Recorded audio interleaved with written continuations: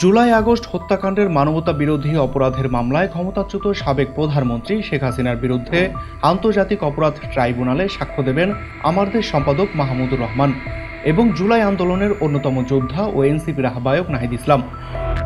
সোমবার 15 সেপ্টেম্বর সাক্ষ্য দিতে ট্রাইব্যুনালে হাজির হয়েছেন মাহমুদুর রহমান।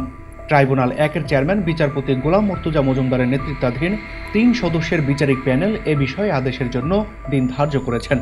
গত বুধবার 10 সেপ্টেম্বর ব্যক্তিগত কারণে তারা সাক্ষ্য দিতে না পারায় ট্রাইব্যুনাল নতুন করে এই তারিখ নির্ধারণ করেন। রাষ্ট্রপক্ষের আইনজীবী প্রসিকিউটর গাজী এম.এইচ. তামিম এ তথ্য নিশ্চিত করেছেন। এর আগে 9 সেপ্টেম্বর মামলাটির 14তম দিনের শুনানিতে 6 জন সাক্ষী তাদের সাক্ষ্য দেন। এখন পর্যন্ত ট্রাইব্যুনাল মোট 45 জন সাক্ষীর সাক্ষ্য গ্রহণ সম্পন্ন করেছে। গত 8 সেপ্টেম্বর 3 জন সাক্ষী সাক্ষ্য দিয়েছিলেন। Mahadi Hasan BN, people voice television, Dhaka.